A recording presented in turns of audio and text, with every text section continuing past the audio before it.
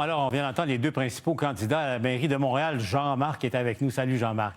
Oui, bonjour. Alors, on viendra aux intentions de vote parce qu'il est très, très tôt dans la campagne. Mais je notais, Jean-Marc, dans ton sondage qui a été fait là, pour la Fraternité des policiers de Montréal, je notais particulièrement une très, très forte volonté de changement sur la scène municipale un peu partout au Québec.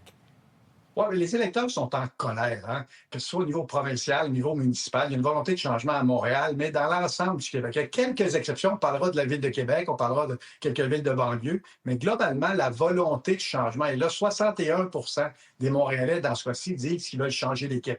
Bon, à cet égard-là, ça ne veut pas dire qu'ils vont changer Projet Montréal, parce qu'il y a quand même un nouveau chef à Projet Montréal. Fait que la question, c'est d'incarner ce changement-là. Puis je voyais sur les prises de position des deux candidats à la chefferie qui sont en symbiose avec la population. Parce que ce qu'ils ont mentionné, c'est exactement l'ordre des sondages. L'accès au logement, l'itinérance, le développement économique, congestion routière, sécurité publique, ils n'en ont pas parlé, c'est aussi un enjeu important à Montréal. Jean-Marc, donc, on va voir les intentions de vote. Je le dis, ça a été mesuré à la fin de l'été, là, donc très, très tôt dans la campagne. Mais c'est pas élevé, là. 18 d'intention de vote pour Mme Soraya Martinez-Ferrada, 15 pour Luc Ramois et 7 pour Craig Sauvé, là, qui est le troisième parti. Mais Jean-Marc, en temps normal, avec une telle volonté de changement, ça n'aurait pas dû se traduire en intention de vote pour celle qui incarne, justement, le renouveau, enfin le nouveau à l'Hôtel de Ville? Ben, ils sont sous observation actuellement. Ce sondage-là a été fait du 13 au 19 août, donc il y a 3 semaines. Ça veut donc dire qu'il y a des choses qui ont pu bouger parce que l'électeur commence véritablement en septembre à prendre position. Fait que oui, il y a un facteur qui est là. On est dans la marge d'erreur pour les candidats. Forcément, les candidats actuels, c'est pas des grandes vedettes, c'est pas des gens spectaculaires. Ça veut pas dire qu'ils sont pas efficaces et compétents. C'est ça qu'il va falloir qu'ils démontrent durant la campagne. Parce qu'on veut-tu quelqu'un de spectaculaire comme Denis Coderre ou quelqu'un qui va gérer les dossiers locaux? C'est ça, dans le fond, la question. Là-dessus, là, j'ai une petite bémol. Hein? On n'est pas dans une élection provinciale où, au départ, là, tout le monde sait à peu près pour qui il vote, qu'il y a quelques changements. Ouais. Au municipal, là, on part de loin. Moi, je me rappelle à Québec, des années 2010, là, je pense que c'est 2010 ou 2011, là, 2007, pardon, l'année 2007, Régis Labombe, Ouais. 3 dans mon premier sondage. Tout le monde riait de lui. Il a Ouais. fini avec 57 quelques semaines plus tard. Hein? Fait qu'au municipal, le jello prend plus de temps à prendre, Paul. Tu parles de Québec. Parle-moi donc un peu de la campagne là-bas. Honnêtement, par rapport à ce qui se passe à Montréal, la campagne de Québec est plus intéressante à première vue. Donc, le maire Marchand contre l'ancien ministre libéral Sam Hamad, qui a eu un début de campagne assez difficile et compliqué, merci. Hein? Oui, ça demeure serré. Les premiers sondages, il y a quelques semaines, montraient qu'il y avait une égalité entre les deux. Là, il n'y a pas de sondages qui sont sortis publiquement.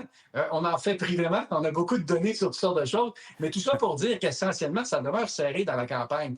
Et les enjeux sont pas faits. Et dans cette ville-là, la volonté de changement est beaucoup moins forte à Québec parce que le maire est installé, le maire a son équipe, son réseau.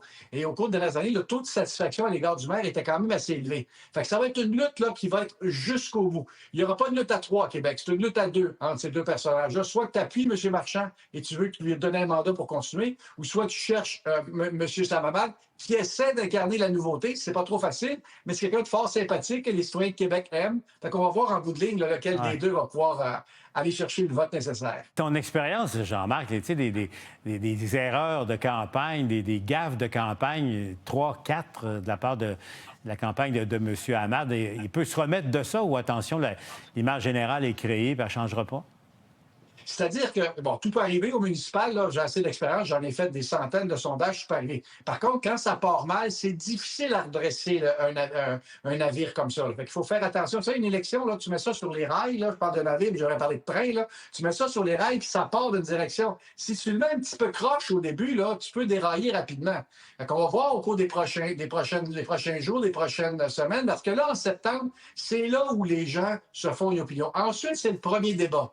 Et là, à partir du débat, là, la question, c'est est-ce que je vais voter ou pas? Parce que les taux de votation sont faibles au municipal, là, parce que mes électeurs sont assez motivés pour aller jusqu'au bout pour voter. Là, aujourd'hui, il n'y a rien qui est déterminé, ni à Montréal, ni à Québec, mais il y a des tendances qui sont en train de se faire. Madame Martinez a une petite avance à Montréal. Monsieur Marchand, une petite avance à Québec. Fait que là, on va voir là, vers quoi ça va aller au cours des prochaines semaines.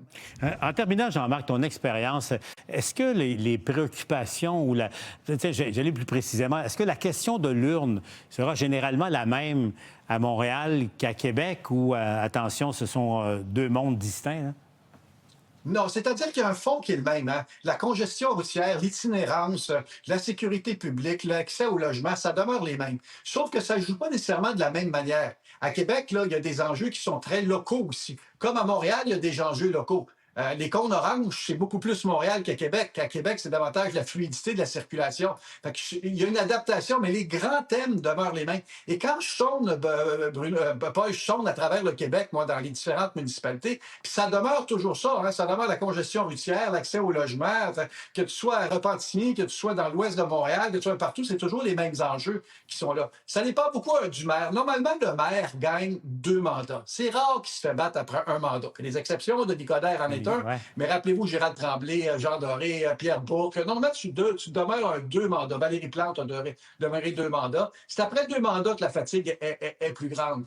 Les gens, là, ce qu'ils veulent, c'est qu'un maire s'occupe des vraies affaires parce qu'il n'y a pas de politicien plus proche du citoyen que le maire.